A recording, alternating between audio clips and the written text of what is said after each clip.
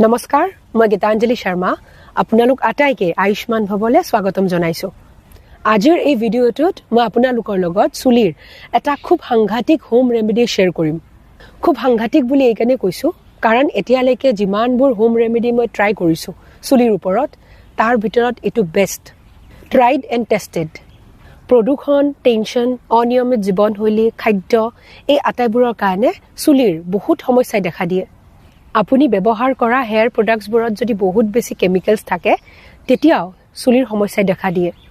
এই সমস্যা দূৰ কৰিবলৈ আপুনি সপ্তাহত কমসে কম এবাৰ নাইবা দুবাৰ চুলিত তেল লগোৱা কৰক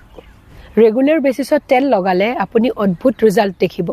যেতিয়া আমি চুলি আৰু স্কেল্পত তেল লগাও মাসাজ কৰো কায়াকল্পৰ এটা এক্সাৰসাইজ বুলি গণ্য কৰা হয় এই তেলটো ব্যৱহাৰ কৰা প্ৰায় 8 মাহ মান হ'ল ইয়াৰ ভিজিবল ৰিজাল্ট মই দেখিছো চুলি হৰা কমিছে নতুন চুলি গজিছে প্ৰায় প্ৰথম সপ্তাহতে মই ৰিজাল্ট পাইছিলো আৰু এতিয়া মই এই তেলটো কন্টিনিউ কৰি আছো যাৰ চুলিৰ সমস্যা আছে তেখেতসকলে এই তেলটো লগাই চাওক আপোনালোকৰ সমস্যা একদমে নাইকিয়া হৈ যাব আৰু যাৰ চুলিৰ সমস্যা নাই আপোনালোকেও এই তেলটো লগাব পাৰে যাতে কোনো ধৰণৰ নতুন সমস্যাই দেখা নিদিয়ে আহক পলম নকৰাকে এই হোম ৰেমেডিটো চাই লওঁ আপোনাক মই দেখুৱাম এই তেলটো বনাবলে মই কি ব্যৱহাৰ কৰিছো এই হোমমেড হেয়াৰ অইলটো বনাবলে যেটো তেল মই ব্যৱহাৰ কৰিছো হেইটো হ'ল মেক্স কেয়াৰৰ virgin coconut oil virgin coconut অইলৰ ডিটেইল ভিডিও মোৰ চেনেলত আছে আপোনালোকে চাই ল'ব এটো বহুতেই ইফেক্টিভ অইল ইয়াৰ পিছত মই লৈছো মেথি তেলখিনি অকমান গৰম আছিল তাত মই মেথি দিছো দেন মই মিক্স কৰিছো কোলা জিৰা এইখিনি অকমান সময় মই গৰম হ'ব দিছো আপোনালোকে গোটেই ইনগ্ৰেডিয়েন্ট খিনি একেলগে মিক্স কৰিব পাৰে কোনো প্ৰবলেম নাই ইয়াৰ পিছত মই লৈছো ফ্লেক্সিড যাক অসমীয়াত টিসি বীজ বুলি কোৱা হয় ফ্লেক্সিডত থাকে প্ৰচুৰ পৰিমাণৰ omega 3 fatty acid and vitamin E চুলি শক্তিশালী কৰি তোলে ইয়াৰ পিছত লৈছো আমলখিৰ গুণাগুণ আমি সকলোৱে জানো আমলখিত থাকে ভিটামিন সি আৰু এন্টিঅক্সিডেন্ট আমলখি মই বেছিকৈ লৈছো আটাইকেইবিধ বস্তুৱে আপুনি অতি সহজতে ঘৰতেই পাব কেৱল এই তেলটো আপোনালোকে অনলাইন অৰ্ডাৰ কৰি ল'ব ইয়াৰ পিছত মই এড কৰিছো এলোভেৰা জেল নহয় হা গুটে এলোভেৰা এড কৰিছো এলোভেৰা জেল বাকলি সব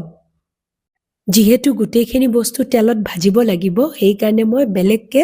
জেল উলিয়াই লোৱা নাই এলোভেৰাত থাকে vitamin A vitamin C vitamin E যিয়ে চুলিক ষ্ট্ৰেংথেন কৰে আৰু ৰিপেয়াৰ কৰে ইয়াৰ পিছত এড কৰিম পিয়াজৰ ইমান গুণাগুণ পিয়াজৰ ৰস লগালে চুলি হৰা বন্ধ হয় আৰু নতুন চুলি গজে দেখিবলৈ ইমান ধুনীয়া লাগিছে নহয় জানো এনেকুৱা লাগিছে যেন কিবা খোৱা বস্তুহে বনাই আছো ইয়াৰ পিছত মই এড কৰিছো নিমপাতে আপোনাক দিব হেলদি স্কেল্প আৰু হেয়াৰ ফলিকলছ বুৰক ষ্ট্ৰেংথেন কৰিব ইয়াৰ পিছত নৰসিংহ পাত টেষ্টি ইয়াত পোৱা যায় vitamin C iron and vitamin B ইয়াৰ পিছত জবা ফুলৰ পাত ব্লাড সাৰ্কুলেশন ইমপ্ৰুভ হ'ব আৰু চুলি হৰা বন্ধ হ'ব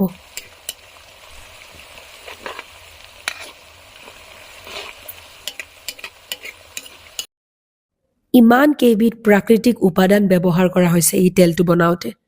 ভাবকচোন কিমান ইফেক্টিভ হ'ব এই তেলটো এনেকে অলপ সময় আমি তেলখিনি গুটে বস্তুখিনি ভাজিব লাগিব চাওক এতিয়া ৰংটো হলনি হৈছে যেতিয়া আপোনালোকে দেখিব বস্তুখিনি মুৰমুৰিয়া হৈছে তেতিয়া গেছটো নুমাই দিলে হ'ল তেলখিনি ঠাণ্ডা হোৱাৰ পিছত আপোনালোকে এনেকে সেকনিৰে সেকি ল'ব নাইবা কটন কাপোৰ ইউজ কৰি তেলখিনি সেকি ল'ব পাৰে আৰু গ্লাছ নাইবা প্লাষ্টিকৰ বটলত ভৰাই থব পাৰে সপ্তাহত দুবাৰকে ব্যৱহাৰ কৰিব এই তেলটো বনাও ব্যৱহাৰ কৰি চাওক